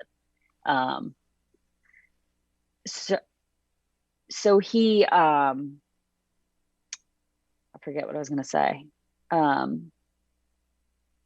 He didn't really share any of his mental struggle. And I'm staying with a friend right now who, her husband, this man and woman I'm very good friends with, her husband served with Chad. And so she and I were having a conversation last night, and it's only now in hindsight that I can really start to put together a lot of pieces. And I think that's a little bit of where my voice stems from, is just because you have someone who has blast injury doesn't mean you're all going to have the same symptoms. I mean, that's true for almost anything, right? Right. But having people start to connect the dots, Chad would start to lose his balance. And he would always play it off like he was just being silly. He grew really sensitive to light. Like I would keep the blinds shut because he didn't like that much light in the house. He would get headaches. He'd have ringing in his ears. He didn't sleep very well. Of course, he was agitated. He had a short fuse, generally shorter with our kids than with me. And her and I were discussing last night, because I didn't realize this till our conversation, but she experienced it too, that I would have a conversation with Chad, just pick any topic and we'd discuss it. And then later on that day, or maybe the next day, he would ask a question. And it's like, you realize we just talked about this. Like, do you remember? We had a conversation about this. And here's what's scary about that is the whole joke people like to have on married couples and selective listening. Yeah, well, I was thinking the same thing. I mean, it happens in my marriage all the time. Yeah, Right. But there's a difference. There's a difference between like, yeah, I was just busy, I wasn't really paying attention, versus like, when you look at someone and you realize they honestly have no idea what you're talking about. Yeah, no idea. And she shared a story with me too, that they had a conversation, very detailed, back and forth. Okay, you do this, I'm going to do this, we're going to handle this. And then the next day he asked her a question. Hey, specific. And it's like, do you not remember the 15-minute conversation? And then the joke between us is Chad was always pretty organized, and he had his stuff buttoned up, and he could find any little piece of gear ever in all of his kit bags. And for me, it'd be like, I lose stuff all the time. And he would tell me I was a soup sandwich. I mean, I would lose stuff all the time. And one day in particular, he was getting ready to go to work. And if he came in the house once, he came in the house 4 more times. He's like, I forgot my coffee. I forgot my car keys. I forgot my this. And that was very not like him. But at the time, I just was like, man, kind of like as a wife, like, get your shit together. What do you got going on? And I look back now and I think that's really not normal for someone like him. How much do you have a desire to fill in the blanks and get answers? I mean, it's been almost 3 years now as we sit here and record this in the middle of September. Are you still like sleuthing the whole thing to try to get some semblance of peace to understand the big picture of the whole thing, or no? Yes and no. I mean, it's gotten better. But some days are worse than others, that you just, like I said, you question so many things. Sure. But I think you also get to a place specific to suicide that, and this goes for anybody, I think, that takes their life. You will never have all the answers. I'm never going to know. There's not like one friend that carries all the secrets that's going to let me know 10 years down the road. Like, I'm never going to know. So I try to remind myself of that. I think the most hurtful thing is just how little he shared. because I do have friends whose husbands have taken their life, and even husbands who are still alive and with us today. And those spouses have shared with their significant other, and they are aware of the struggle. And to not be led into that insight, that intimate hurt, it feels like betrayal. And that's hard to rectify with someone that you love so much. Yeah. Betrayal seems like such a harsh word. I understand Yeah. it. Yeah. I would soften it with misunderstanding, but again, I'm not in your shoes, and I'm certainly not going to tell you how to feel. Just an outsider's perspective. How much do you blame yourself, if at all? Oh my gosh, so much. That's the other thing. I mean, it's like I say all the time, I walk around with this gigantic backpack, this just like emotional backpack that's heavy as hell. And in the early days and weeks, it was suffocating. And I think the only thing that happens is your body gets stronger at carrying it. It doesn't get less. It doesn't go away. You just get stronger at carrying it. And yeah, I mean, guilt, shame, and regret, that's a pretty heavy one. I'd love to unpack that because I'm just, it'll lead to another 5-hour conversation, to say the least. Yeah. Look, again, by no means am I a psychiatrist or anybody, but I've unfortunately had enough of these interviews where I've spoken to people, and as have you. There are other Gold Star spouses. I'm sure you guys have all shared a lot of these same emotions and everything else. But my heart breaks because you carry that burden around. And as somebody who, is just beginning the process of coming to grips with my own demons, there's nothing anybody can do to fix me. It's a commitment I have to make on my own. Right. And I that's the only sort of piece of advice I can give you, that, there is a sense of, if you can't get to this spot, and, you talk about Chad being short with the kids. Honestly, that was for me the biggest impetus for me to buckle down and really start to address the things that are going on, because I didn't want to pass it on to my kids. Right. Like I didn't want my kids to be PTSD'd genetically from me. And so, but again, I say all this just to sort of provide you with a little bit of perspective as somebody who goes through it, that I don't, as much as it is your burden, and no one's going to take it away from you, it's not your fault. It may be a burden, but it's not your fault if there's a distinction to draw there. And to you, maybe a distinction without a difference, right?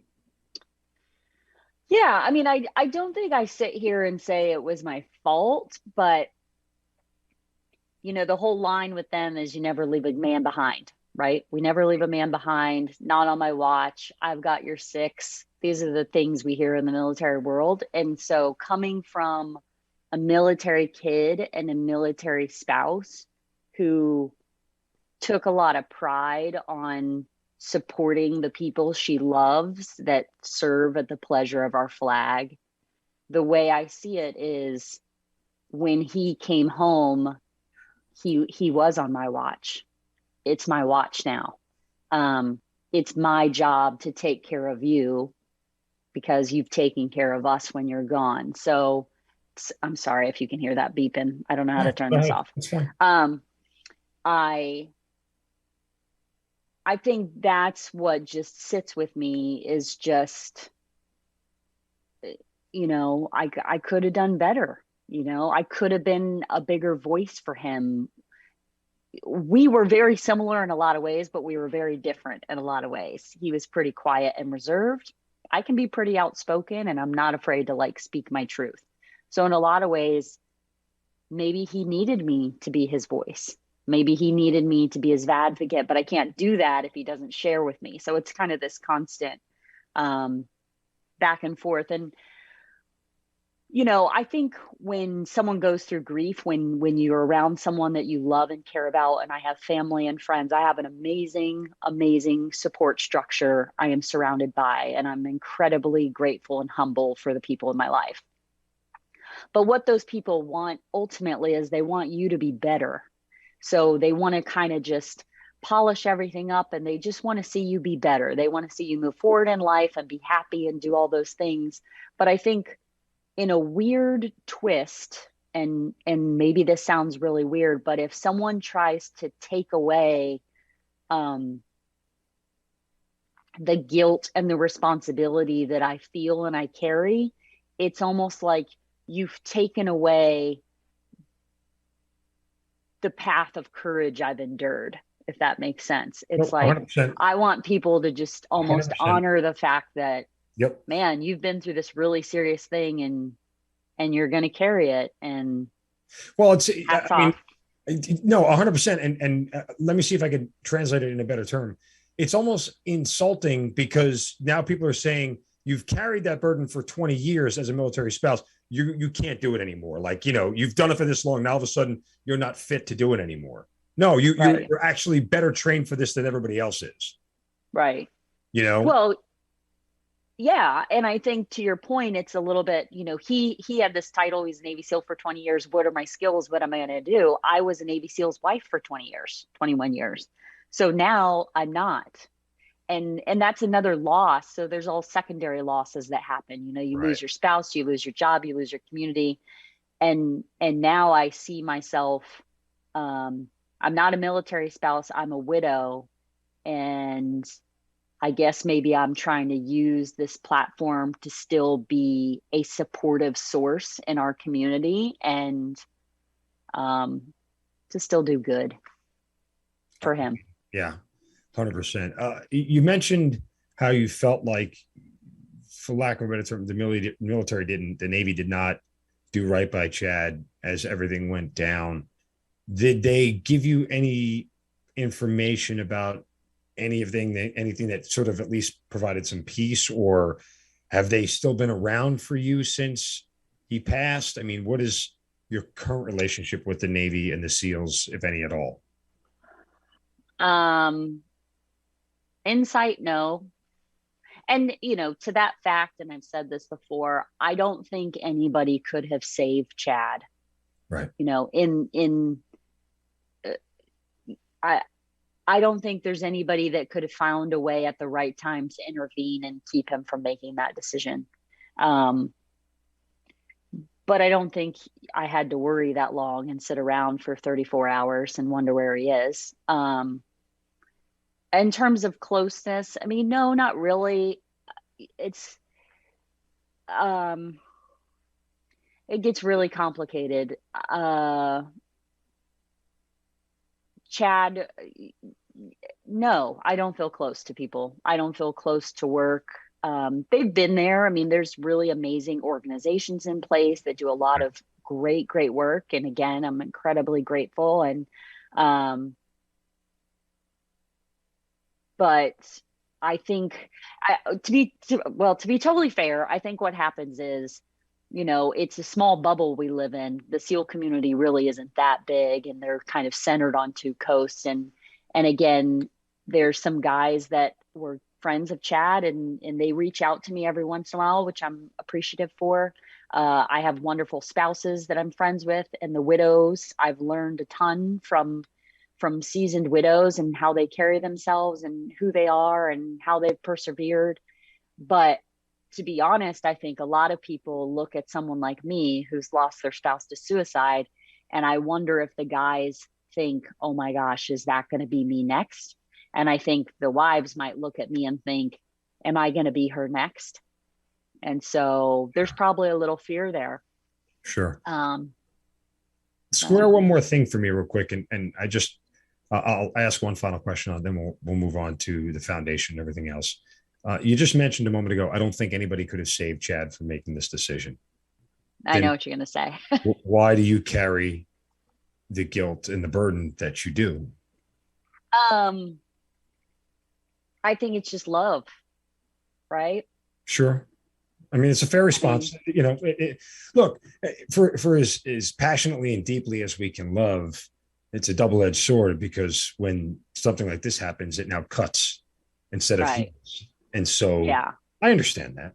But I just, again, sometimes, when I do these, when I talk to people, and they don't even realize that they share conflicting sort of ideals on opposite ends, because it's so emotional, right? Like, I totally understand it. I just, I wanted to make sure that, I asked the question, at least for your own sort of, recognizance, which you clearly pointed out. Well, yeah. And it ties it. I mean, like I said, I'm not trying to be like, confusing, but there's still parts of the story I haven't shared. And so that kind of ties into a little bit of that, but fair enough.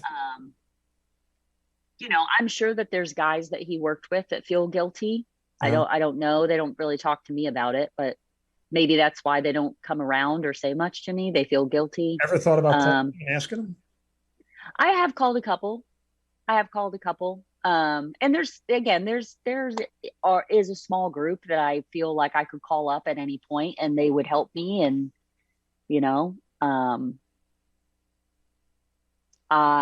it also is a little bit goes against me, because as we've determined, I'm a military kid. And so I don't ask people for help ever. I moved my entire home. I sold our home and bought a home in January. I moved the entire home by myself. Well, you've had plenty of practice. Yeah. So I'm just like, I just don't ask people to help. So, okay. Let's push forward here a little bit, because it's 2 years and 11 months since all this has gone down. And you already have a foundation set up. When did you know that you wanted to start to be an advocate, as you just mentioned, or try to help out other people? I think when I get mad, there was a point where I got really mad. And I think it just happened organically, to be totally honest. I was approached last year. My husband has a workout named after him. It's 1,000 box step-ups with a 45-pound pack. So he used to do this workout. He climbed mountains, and he did this workout as he prepared to climb the last mountain he went up was Aconcagua. It's the second highest summit. It's the highest summit in South America and Argentina. And so he did these 1,000 step-ups, and I gave a speech at his funeral. In years when you think about the potential of your husband dying, the one thing I always knew is that if he should ever die, I would absolutely speak at his funeral. And I did.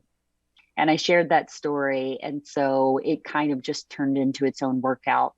I was approached last year by Go Ruck, a rucking company, and the Navy SEAL Foundation to do this workout as a fundraiser. And my first response was nope. And they said, okay, no problem. Was that nope because of emotion, or nope because that workout sucks? It was a nope because I didn't want anybody to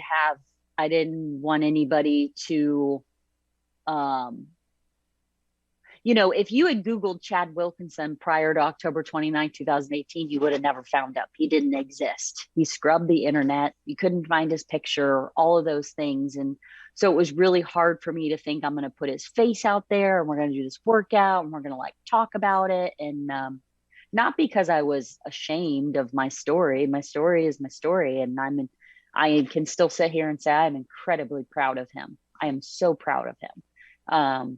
But it was really just kind of me trying to honor and respect Chad. But as I thought about it a little bit longer, I realized that there was a real potential to maybe create some change in a conversation around veterans' mental health. And so we went forward and we did the workout for the first time last year. And that workout centers around Veterans Day. Typically, when people do these memorial workouts, they find that they fall on the anniversary of the person's death. And he did die the 29th of October, but we do it around Veterans Day because what I really want is I want to create a platform where we can help the veterans that are still here, that are still alive, that are still struggling.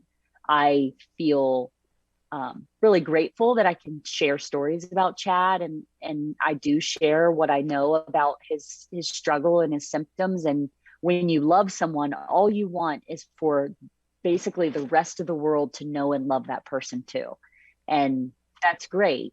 However, Chad is not coming back, and I want to use his story to have veterans talking. And we did it last year. We really didn't have high expectations. It was a late rollout, and we thought, let's just do this. And the response was pretty amazing and incredibly supportive community. It spanned the globe. People in India and Australia and the UK were doing it. And so moving forward this year, we want to make it even bigger. And we're going to do it we call them live events. So we're going to do it in San Diego, New York City, Virginia Beach, Jacksonville, Florida, and Fort Pierce, Florida. But we also want people to do it wherever you feel comfortable. So do the workout in your home gym, do it in your driveway with your neighborhood friends. And we really want people to come together. And you're right, the workout, have you done the workout? No, it sounds like it sucks. I mean, it just, 45-pound weight and 1,000 anything just sucks. Yeah. And he built up to it. So we do have a training plan on our website, chad1000x.com. So check out the training plan. Don't do this cold turkey. You got to build up to it for sure, because he did.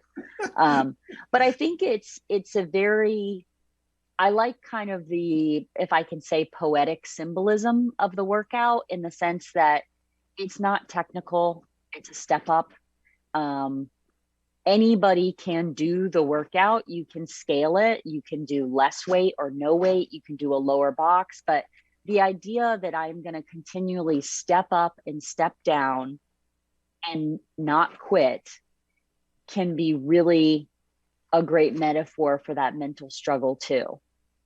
Military or not, I think people in general, we all come to a point in life where we struggle and things are hard.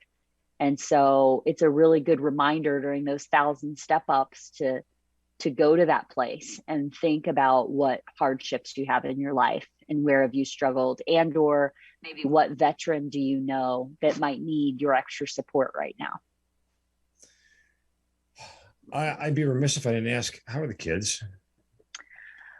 My kids are amazing. And I say that like they're amazing humans. I have amazing parents. Well, thank you. I'm constantly impressed by my children. I have learned so much from my children in the last 3 years, but they definitely have a hard time.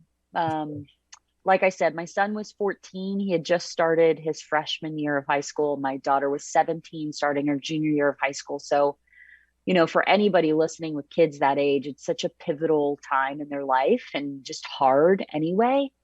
And then to lose a parent that way, kids are not friendly. They're not nice, and they weren't nice. And to also watch them struggle with, who they are and who they want to be. At those ages, they're very, very aware of who is missing in their life. They're not just missing like their dad, they're missing their dad, Chad. I realize it's getting really dark in here. Can you see me okay? Sorry. You're sort of a silhouette at this point, but I know. The sun is now setting in Coronado, California. Yeah. And so they've each gone about it their own way. My daughter's pretty outspoken and like me, and she'll let me know when things aren't good. And my son is pretty quiet like him, and kind of keeps everything inside. So I'm constantly kind of on this struggle. If you have a parent who's taken their life to suicide, you are 3 times more likely to take your life, a child. So, we haven't gotten close to that, but I also feel like I'm constantly on the lookout for them. Mm-hmm. So do you want me to turn a light on? I'm not sure where I would do that. It's okay. Yeah, I mean, obviously, a big concern. And because your kids are so young for so much of Chad's military career, what do you tell them about what Daddy did in the Navy? Oh, I mean, they know. They know? Okay. Oh yeah, they know. I told this story. I told this story, I think, at his funeral. But when my son Hudson was about 5, Chad was going to be in helos that day, and he said, "Hey, if you look outside around this time, you'll probably see us in the helos flying over." And I was taking Hudson to preschool, and the helicopters flew over, and I said, "Hudson, check out those helicopters. Dad's up there." And he responded and told me a little girl in his class, her dad was a police officer, and he carried handcuffs. And I laughed. I said, "Do you know what your dad does?" And he sighed and he goes, "He's a Navy SEAL." He was pretty unimpressed. So I think about that story from time to time. But what I love about it is that's exactly how Chad liked it to be. He Right. didn't want them to see him as anything different. He was just their dad. And that was it. Again, the website chad1000x.com if you want to go there for more information. Also, you can obviously you can donate there and look at all the partners and everything else. I know each day for you is sometimes getting out of bed is clearly a struggle, but where are you in your healing? Man, that's the other thing. If I ever write this story out cover to cover, people will be amazed. I've done just about everything you can think of to improve, increase my healing. I mean, you name it. I took a trip to Bali and I traveled around for 10 days. I got a pet pig at one point. I've been in therapy consistently. I did a pretty intensive treatment in Tennessee with a therapist. I mean, the list is kind of never ending. And I feel like I'm in a pretty good spot in doing this workout and having a nonprofit and raising funds and working with doctors that are researching blast injury and being a source for other spouses who reach out has really given me a lot of purpose. Sure. And it's hard.